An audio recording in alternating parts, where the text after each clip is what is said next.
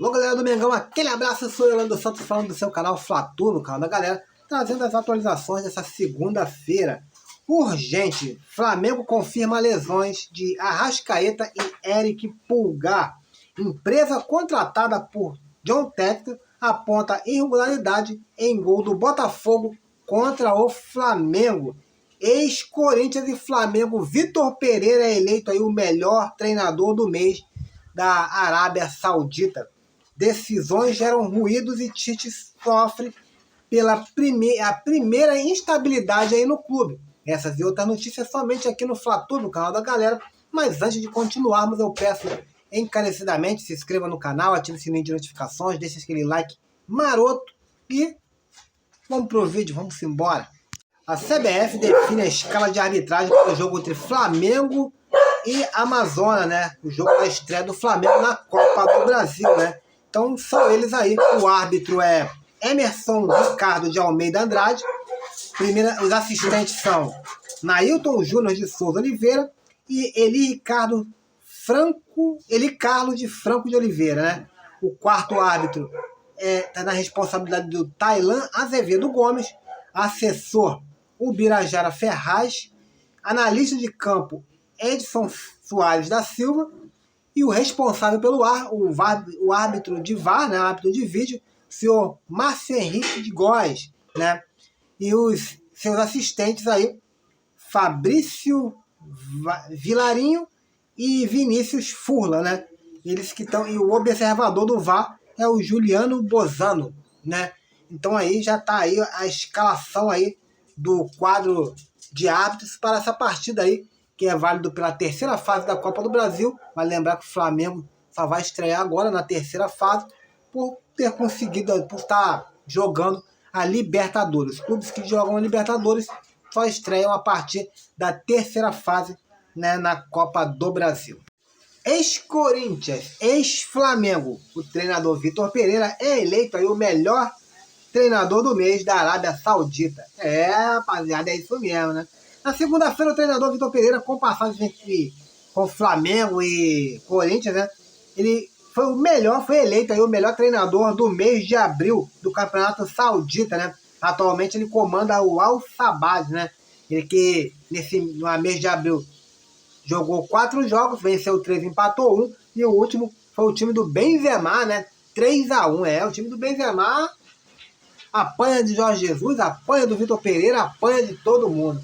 Outro treinador também que não fez sucesso aqui no Flamengo, mas fez sucesso fora do Flamengo foi o Paulo Souza. A primeira temporada do Paulo Souza ele conquistou apenas ele foi aí o melhor, foi dono da campanha aí, da melhor campanha aí do Salernitano em toda a sua vida, em toda a sua história no campeonato italiano, né? Mas aqui no Flamengo não deu certo. O problema, a gente tem que saber se está nos jogadores ou na diretoria. Não adianta trazer treinador campeão, não adianta trazer treinador inovador, porque aqui no Flamengo nenhum deles deu certo. Vitor Pereira, multicampeão, não deu certo. Aí chamamos aí treinadores inovadores, como Paulo Souza, como Domenech, né? O Rogério Ceni também não deram certo no Flamengo. Agora tem o Tite, multicampeão, campeão mundial, campeão do Campeonato Brasileiro pelo Corinthians, 2 vezes Copa do Mundo com a seleção brasileira. E aí? Tava indo bem, mas de repente o avião começou a pegar a seta para baixo aí novamente. Vamos ver aí se a gente consegue acertar aí.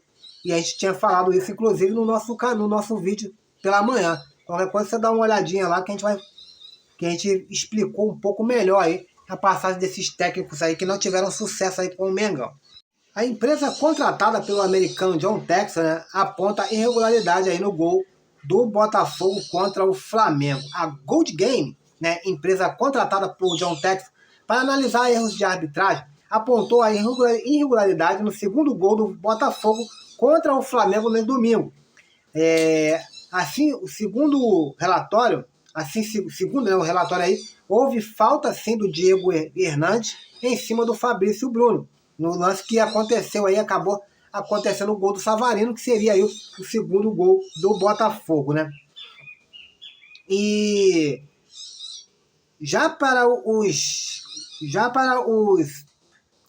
treinador, o árbitro de vídeo, né, o senhor Rodolfo Toschi, ele afirmou, né, esbravejou, quase gritando ali, né, na cabine do VAR, que não houve nada, que foi cavou muito, assim, o Toschi falando para o Klaus e o Klaus também afirmando aí. Então aquela pressão que houve do Don Textor, inclusive falando sobre os maus desempenhos aí do Klaus contra a equipe do Botafogo em alguns jogos, a pressão deu certo. Porque se a própria empresa do Textor contratou para ele poder se precaver de um mau resultado contra ele, de uma irregularidade contra o Botafogo, a própria empresa viu que teve irregularidade, mas a favor do Botafogo. Quer dizer, a favor pode, né? Contra não. Deixa aí seus comentários. Eu nem vou falar mais nada. Falar de Rodolfo Landim, né? O Landim quebra silêncio sobre a punição de Gabigol e detona aí o julgamento, né? O Gabigol que recebeu suspensão de 2 anos do futebol por uma tentativa de fraude, né, do exame de antidoping, e na ocasião o camisa 10 não tratou da melhor forma os fiscais durante o processo e, portanto, pegou aí uma pena de 730 dias. O presidente do Flamengo, o senhor Rodolfo Landim, reconheceu até a má conduta do atacante em relação aos agentes aí da antidopagem, né? Ele afirma, abre aspas para Rodolfo Landim, a gente é obrigado a reconhecer que talvez Gabriel não tenha sido o mais colaborativo durante o processo de levantamento das amostras. Mas uma coisa resta clara e acho fundamental. O jogador não estava dopado. Ele fez o exame de sangue, fez o exame de urina e ele não pode ter cumprido o procedimento como os fiscais gostariam que fosse cumprido. Mas o ponto fundamental e básico da história é que Gabigol não estava dopado. Destacou aí o Rodolfo Landim. E ele fala mais, né? Ele fala, enquadrar isso como fraude ao processo, por isso, e penalizá-lo por 2 anos de suspensão, me parece algo completamente desproporcional. Acho até que dar uma advertência ao jogador, uma multa, mas fazer isso com um jogador que tem um período na carreira, um período curto, né, de carreira, e dar uma penalidade de 2 anos da sua vida profissional, eu acho que é um pouco exagerado e desproporcional. Finalizou aí o nosso presidente Rodolfo Landim, né? E aí? Você acha aí? O que você faria aí se fosse o Rodolfo Landim? Valeu? O Rodolfo Landim ele fez certo, falou certo. E eu acho desproporcional também. Acho que uma multa ali caberia bem. Se desse alguma alteração na urina ou no sangue do atleta, eu acho que a multa de 2 anos, a penalidade de 2 anos ou até mais, seria muito cabível. Mas o ponto A da questão é que ele não estava dopado. Ele não estava dopado, não tinha irregularidade nenhuma nos seus exames. A única coisa foi o distrato. Então, assim, eu acho que ele foi penalizado não por tentativa de fraude, mas por não agradar aí e por não tratar bem aí os agentes que fazem aí a coletagem aí na antidopagem. É complicado, né? É Brasil, né? Já dizia aí o Van Diesel, né? Nos Velozes e Furiosos. Velozes e Furiosos, né? Aqui é o Brasil, né? É foda mesmo. Urgentemente, a gente vai falar aqui sobre o Mengão. O Flamengo confirmou aí lesões de Arrascaeta e Eric Pulgar, né? No clássico contra o Botafogo. Além da gente ter sido roubado, a gente saiu no prejuízo. O Tite teve que substituir Arrascaeta e Eric Pulgar por conta de dores, por causa de lesões, né? Desse modo, os jogadores do Flamengo passaram aí por exames médicos nessa segunda-feira, dia 29, e o clube confirmou a situação médica dos atletas aí, dando um diagnóstico. Abre aspas para o diagnóstico aí do clube. O clube de regatas do Flamengo informa que os atletas Arrascaeta e Eric Pulgar passaram por exames nesta segunda-feira, dia 29. Arrascaeta foi diagnosticado com uma pequena lesão no posterior da coxa direita. Já Eric Pulgar teve uma entorse confirmada no tornozelo esquerdo. Os dois iniciaram o tratamento no departamento médico do CT do Ninho do Urubu e estarão breves aí, estarão aptos aí para jogar nas próximas semanas, né? Complicado, né? Complicado o Arrascaeta. A saída do Arrascaeta pode até dar uma melhorada no Flamengo. Isso porque o jogo que eu vi o Flamengo jogar melhor foi justamente quando o Arrascaeta não estava atuando, né? E Nicolás de la Cruz atuou como meia de ligação ali, né? Sendo como meia atacante, né? O homem responsável ali, o homem da criação.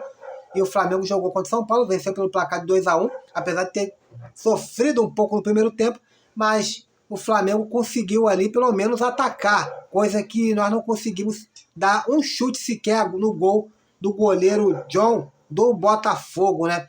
Voltamos à era Jorge Sampaoli, o Flamengo arame liso, o Flamengo que cercava, mas na verdade não comia ninguém, né? Essa aqui é a verdade toda. O Flamengo tá mal demais, né? Decisões geram ruídos e Tite sofre a primeira instabilidade no Flamengo, e a gente vai falar sobre isso agora. Após vencer o Campeonato Carioca de forma invicta, o Flamengo vem de 2 derrotas seguidas e Tite acaba sofrendo sua primeira crise dentro do Flamengo. A sequência de 3 jogos sem vitória em competições consideradas aí prioritárias geraram muito ruído aí, não só com os torcedores, mas também com a imprensa também. A informação divulgada pelo Globo Esporte levantou isso aí, que o desempenho da equipe do Flamengo caiu consideravelmente e o sinal de alerta já ficou ligado. O clima se tornou um pouco mais tenso pela sequência sem vitórias e Tite terá que demonstrar aí sua habilidade interpessoal para lidar com algumas situações geradas no dia a dia do Flamengo. As últimas decisões, por exemplo, do treinador geraram incômodos não só com os torcedores, né? Como a decisão de deixar alguns jogadores aí de fora. Na verdade, foram 7 jogadores aí de fora da viagem para La Paz, né? Onde o rubro-negro enfrentou o Bolívar pela Libertadores e acabou sendo derrotado. Entre os que não viajaram, tiveram atletas que gostariam de ter viajado. Além disso, alguns que viajaram não entenderam a ausência, né, dos outros companheiros, né?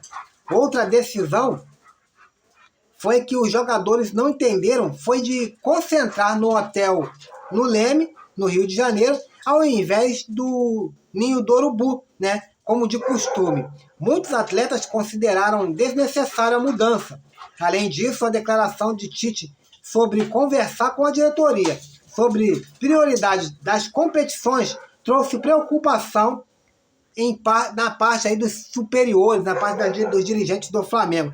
A diretoria do Flamengo prefere administrar a situação internamente e não aprova a palavra priorizar. No outro lado, por outro lado aí, se for necessário escolher uma competição como a mais importante, é óbvio que será escolhido aí, né, a Libertadores da América. Agora eu vou falar a minha opinião. Acho que nenhum clube consegue suportar o número de competições que são disputadas aqui no Brasil simultaneamente. E para completar, os caras ainda querem resolvem aí, né? Na verdade, imitar os horários de jogos europeus. Em um país tropical, em um país que a temperatura chega aos 40 graus, não tem como comparar a Europa, que tem jogo 11 horas da manhã, numa temperatura de 5, né, graus.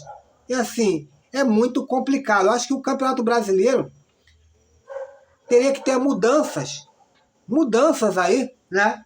Mas uma mudança para melhor. E, infelizmente, a gente tem mudado e mudado para pior.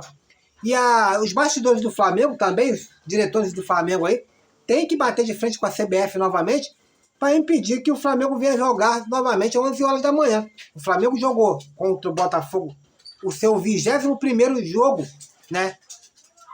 11 horas da manhã, enquanto o Palmeiras apenas 10. É complicado. O elenco do Flamengo terá 2 dias de preparação para a estreia da Copa do Brasil, né? O Flamengo que acabou perdendo para o Botafogo, né? 2-0. E pela 4ª rodada do Campeonato Brasileiro, no domingo. E nessa segunda-feira o elenco rubro-negro não recebeu folga, né? mas mesmo assim só terá apenas 2 dias de preparação aí para a estreia da Copa do Brasil. Isso porque o jogo já é quarta-feira, hoje é segunda-feira, os jogadores treinaram, se representaram e treinaram hoje no CT do Ninho do Urubu. Amanhã também eles vão treinar, né? Novamente, e quarta-feira é o jogo aqui no Maracanã contra a equipe do Amazonas, né? Equipe do Amazonas. Equipe do Amazonas que não vem tendo bons resultados. Já tem alguns jogos sem ganhar, não vence, desde que estreou no campeonato da Série B. Longe de repetir a boa campanha que fez no ano passado. E a equipe do Amazonas tenta aí um revés contra o Flamengo, né? Tenta aí